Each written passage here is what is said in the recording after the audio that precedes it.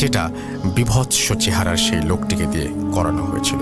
এসব জেনে শুধু দোয়া করি আল্লাহর কাছে, যারা এভাবে অন্যের ক্ষতি করে তাদেরকে হায়াত দান করুক আর এই বাজে পথ থেকে ফিরিয়ে আনুক। যারা কারোর কোনো ক্ষতি করে না তাদের জীবনে এমন বিপদ এনে দেয়া এমন কিছু অদৃশ্য শক্তি দিয়ে কেন এভাবে অন্যের জীবন নষ্ট করে ফেলা হয় সামান্য একটু মনের শান্তির জন্য? আমি আজও বুঝতে পারলাম না। যারা ব্ল্যাক ম্যাজিক প্র্যাকটিস করেন তাদের উদ্দেশ্যে বলছি, যার কারণে এত কুফরি কালাম করছেন নিজের সামান্য কিছু টেম্পোরারি স্বাদ মেটানোর জন্য, পৃথিবীর এই শান্তি লাভ করে আপনি কি জান্নাতে ঢুকতে পারবেন? সামান্য সুখের জন্য চিরকালের সুখ ত্যাগ করছেন। একদিন আমারও মরতে হবে, আপনারও মরতে হবে। আল্লাহ সহজভাবে মরণ দিবে না আপনাদেরকে, এটা প্রমাণিত অনেকভাবেই। আপনাদের এই সব খারাপ কাণ্ডর জন্য আপনাদের ফ্যামিলিও ভুগতে পারে, যেটা ব্ল্যাক ম্যাজিকের যারা প্র্যাকটিস করে তাদের সবারই একটা পরিণাম হয় আর কি। আমি অনেক কষ্ট নিয়ে এসব বলছি, কারণ বাবাকে মেরে এই মানুষদের মনে শান্তি হয়নি। আজও অনেক বিপদ যাচ্ছে আমাদের ওপর দিয়ে এখনও। এই ঘটনাটি ভালো লাগলে বাকিগুলো অন্যদিন পাঠাবো। তারপরে তিনি থ্যাঙ্কস দিয়েছেন এবং তিনি বলেছেন যে এই ঘটনাটি পড়ে শোনানোর জন্য, এবং আমাদেরকে তিনি তার তো নাম টাম সব কিছু আগে থেকেই প্রকাশ করতে নিষেধ করেছেন, যে জন্য আমরা করলাম না। এবং আশা করছি এই ঘটনাটি আপনাদের ভালো লেগেছে, এবং আমি চাই না যে এই রকম কোনো ঘটনা আর কারো জীবনে ঘটুক, কোনো মানুষ এই রকম ভয়ঙ্কর পরিণতির দিকে যাক। আসলে মানুষকে মেরে ফেলছে যার বিচার হচ্ছে পরকালে, এবং সেই বিচার কিন্তু ইহকালের বিচারের চাইতেও ভয়ঙ্কর, সেটা মাথায় রাখতে হবে। এবং এই সমস্ত ভয়ঙ্কর জঘন্য কাজ থেকে আমাদের সবারই দূরে থাকা উচিত বলে আমি মনে করি। আমার জ্ঞান খুব স্বল্প, আমি যতটুকু বুঝি ততটুকু হচ্ছে যে আমি আমার চাইতে এইটুকু বুঝি যে আমার চাইতে অনেক জ্ঞানী মানুষ এই পৃথিবীতে আছেন। আপনারা আমার কথা না শুনলেও তাদের পরামর্শ নিয়ে দেখতে পারেন যে এই ধরনের পথে পা বাড়ানো কখনো উচিত না। আমি তাদের আলোকে তাদের সাথে কথা বলে আমি আপনাদের বলছি যে এরকম পথে পা বাড়াবেন না, এবং আপনি নিজের জীবনটাকে ধ্বংস করবেন না, আপনার পরিবারকে ধ্বংস করবেন না। অন্য কারো ক্ষতি করতে হলে বা অন্য কারো ক্ষতি করলে আপনি নিজেও একদিন সেই ক্ষতিতে পড়তে পারেন। এই কথাটা প্লিজ মনে রাখবেন। আরও একবার আপনাদের সবাইকে স্বাগত জানাচ্ছি ভূত.com-এ। আশা করছি সবাই ভালো আছেন, ভালোর দলে আছেন। 34 নম্বর এপিসোড আজকে, এবং আপনারা সাথে আছেন বলেই আমাদের এই পথ চলা সম্ভব হয়েছে। আর সেই জন্য আরও বেশি করে আপনাদের ঘটনা চাই, আরও বেশি করে চাই যে আপনারা ঘটনা পাঠান আমাদের ইমেল অ্যাড্রেসে। আমাদের ইমেল অ্যাড্রেস হচ্ছে russell.booth.com@gmail.com। আপনার নাম, ঠিকানা এবং ফোন নম্বর সহ আপনার জীবনে ঘটে যাওয়া বা আপনার জানা সেরা ঘটনা লিখে পাঠিয়ে দিন আমাদের কাছে।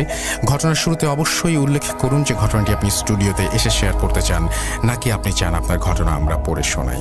যারা দেশের বাইরে রয়েছেন তারা সরাসরি অডিও ক্লিপ পাঠাতে পারেন বা লিখেও পাঠাতে পারেন ঘটনাটি। এখন যে ঘটনাটি আমি শেয়ার করব, আমি পরপর দুটি ঘটনা শেয়ার করি, একটি নৌকা নিয়ে এবং আরেকটি বাইক নিয়ে। প্রথমে নৌকা নিয়ে শুরু করি, কারণ এই যে গ্রাম শহর সব কিছু মিলিয়ে আসলে গ্রামের ঘটনা আপনারা সবাই পছন্দ করেন, এবং গ্রাম মানেই নৌকা, গরুর গাড়ি, আরও অনেক কিছু, মেঠোপথ, সব কিছু মিলিয়ে গ্রাম।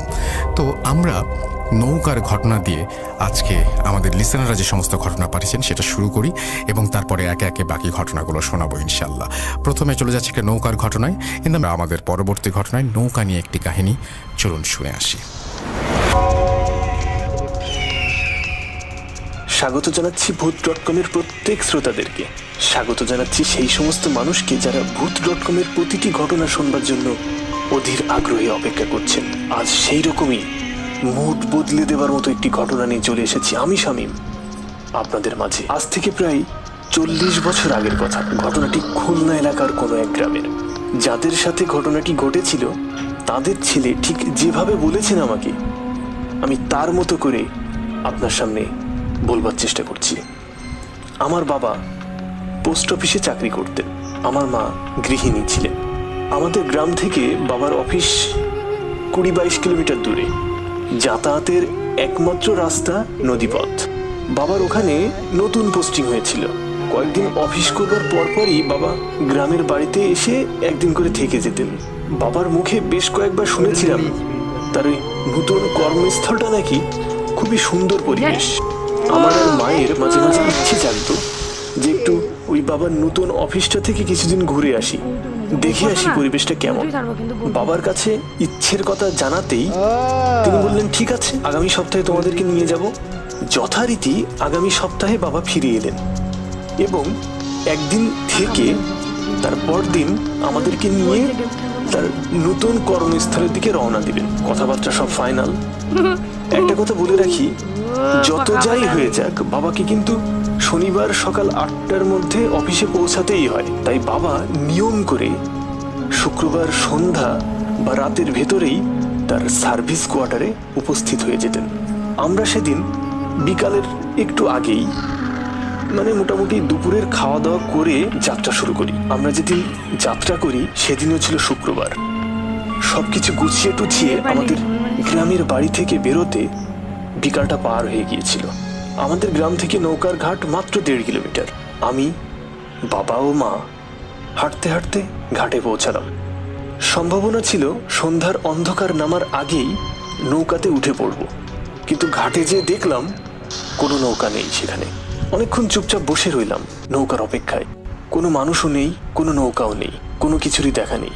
সন্ধ্যা ঘনিয়ে এলো। ওপার থেকে শিয়ালের হুক্কা হওয়া আওয়াজ কানে ভেসে আসছে। নদীর পানির স্রোতের ওই ঝাপটার যে বাড়ির শব্দটা, সেটাতেও যেন চারিদিকটা কেমন কোথাল কোথাল করছে। মাঝে মাঝে কোথা থেকে যেন মৃদু ঠান্ডা হাওয়া পায়ের উপর দিয়ে বয়ে যাচ্ছে। আমার বয়স তখন 10-11 বছর হবে।